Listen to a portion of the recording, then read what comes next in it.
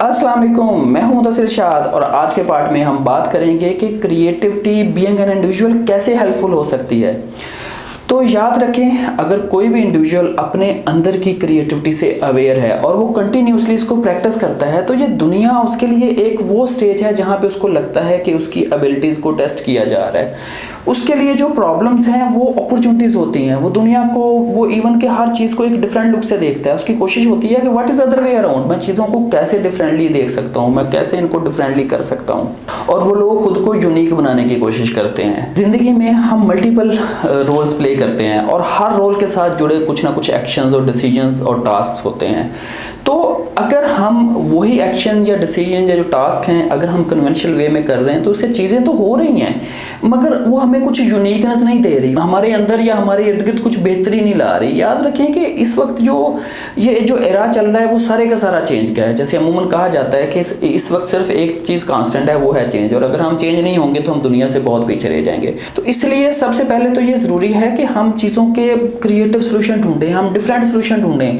देखिए, जो first solution हमारे सामने होता है वो राइट सोल्यूशन होता है। ये नहीं है कि वो सोल्यूशन इफेक्टिव नहीं है या वो रॉन्ग है, वो बिल्कुल ठीक है, मगर वो एक कन्वेंशन सोल्यूशन है, सारे उसको फॉलो कर रहे हैं। अच्छा, हो सकता है उसका कोई बेहतर सोल्यूशन मौजूद हो, उससे कुछ और बेहतर तरीकाकार मौजूद हो किसी भी चीज़ को परफॉर्म करने का।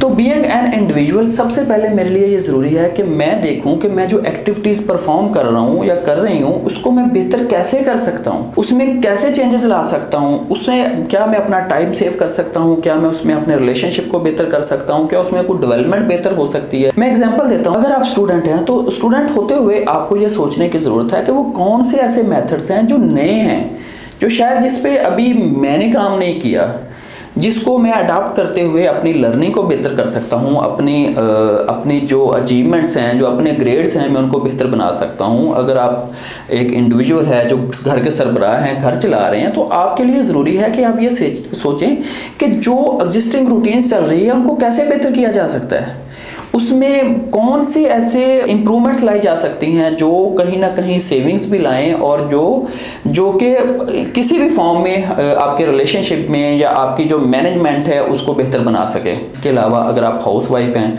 तो क्रिएटिविटी आपके लिए बहुत हेल्पफुल हो सकती है जब आपको ये लगे कि घर में शायद अब लोगों के जो माइंड में चीज़ों के पैटर्न एक जैसे बन चुके हुए हैं, अब कोई रिकॉग्निशन नहीं है या कहीं अप्रिसिएशन नहीं है, या शायद कुछ लोगों को घर में आके कुछ डिफरेंट फील नहीं होता। तो ऐसा क्या किया जा सकता है कि जिससे मैं डिफरेंस लेके आऊँ, मैं जिसमें ये लोगों को फील दूँ कि आप जिस जगह बैठे हैं वो यूनिक है, वो डिफरेंट है। फॉर एग्जांपल, क्या मुझे अपने घर की सेटिंग को चेंज करने की ज़रूरत है, या मुझे खाने हैं, मुझे उनके टेस्ट में चेंज लाने की ज़रूरत है, या इटसेल्फ उनको चेंज करने की ज़रूरत है, ताकि लोगों को कुछ डिफरेंट फील हो, कुछ बेहतरी फील हो और वो पहचाने उन चीज़ों को जो शायद उनके माइंड के पैटर्न का पार्ट बन गया है। हमने क्लिक पार्ट से उसमें ये डिस्कस किया कि वक्त के साथ साथ हम जब वही चीज़ों को बार बार देखते हैं तो वो पार्ट ऑफ रूटीन बन जाती हैं। जब पार्ट ऑफ रूटीन बन जाती है तो हमारा माइंड एक्चुअली क्या करता है कि वो डिफरेंसेस को, माइनर जो डिफरेंसेस हैं उनको इग्नोर कर देता है, वो इनको रिकॉग्नाइज ही नहीं कर पाता।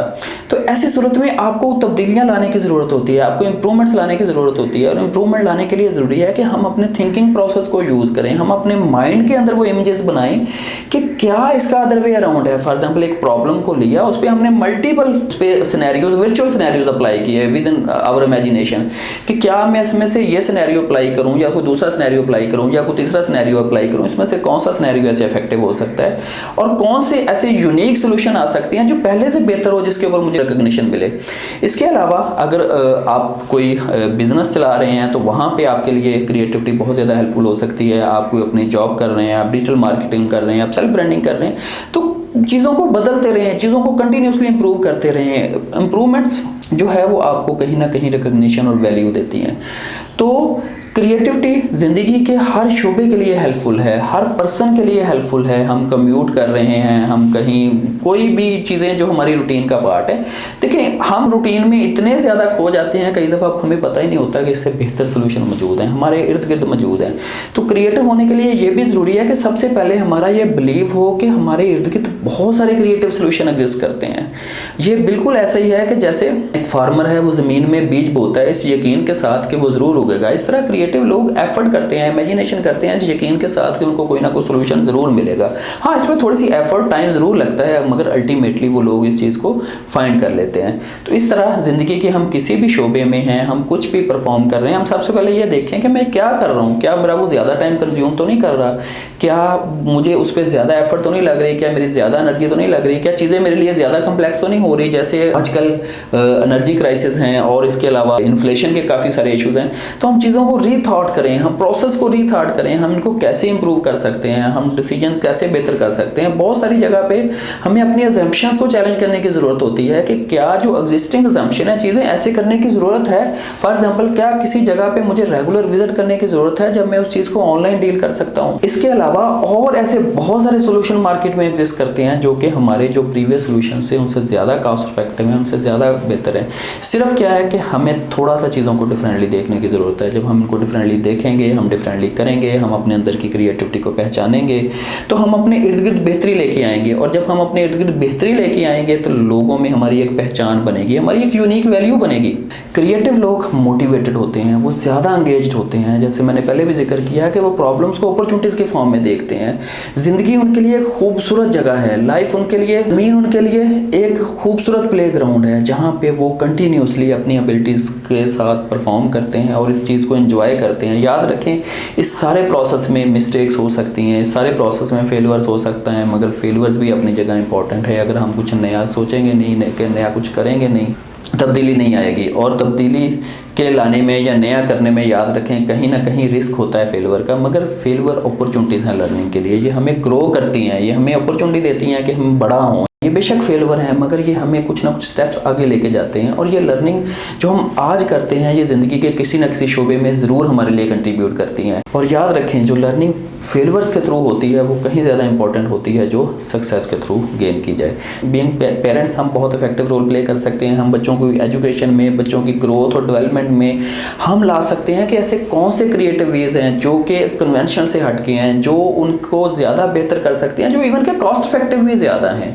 उसके लिए आपको बहुत ज़्यादा एनर्जी भी नहीं चाहिए, आपको बहुत ज़्यादा एफर्ट करनी भी नहीं चाहिए। और ये छोटे छोटे डिसीजन हैं, ये छोटे छोटे एक्शन हैं, सिर्फ ये आपसे आपकी तवज्जो मांगते हैं, आपसे आपका टाइम मांगते हैं, आपसे आपकी इमेजिनेशन मांगते हैं, आपसे ब्रेनस्टॉर्मिंग मांगते हैं। और अल्टीमेटली जो सोल्यूशन आप सजेस्ट करते हैं वो कहीं ना कहीं पहले सोल्यूशन से ज़्यादा कंट्रीब्यूट करते हैं। मगर याद रखें, हर सोल्यूशन वक्त के साथ साथ कन्वेंशनल हो जाता है जब वो लोगों में फैल जाता है। क्रिएटिविटी एक कंटिन्यूस प्रोसेस है, इसमें हमें अगेन नए से नए सोल्यूशन सजेस्ट करने पड़ते हैं, हमें बार बार इमेजिनेशन प्रोसेस से गुजरना पड़ता है और इससे और बेहतर क्या चीज़ है, इससे और बेहतर कैसे किया जा सकता है।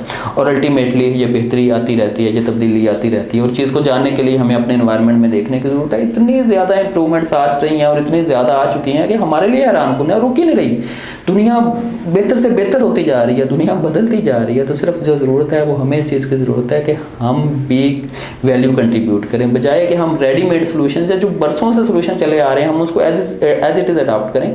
हम नया सोचें, नया करना शुरू करें, चीज़ों को डिफरेंट करना शुरू करें, हर चीज़ में जो अपनी अजम्पशन है उनको चैलेंज करें। और अल्टीमेटली हम भी क्रिएटिव हो सकते हैं, हम अपनी क्रिएटिविटी स्किल को अप्लाई कर सकते हैं, हम चीज़ों को बेहतर बना सकते हैं और हम भी उन लोगों में शामिल हो सकते हैं जो कहते हैं कि हम फॉलोअर नहीं हैं, हम लीडर हैं। Thank you very much.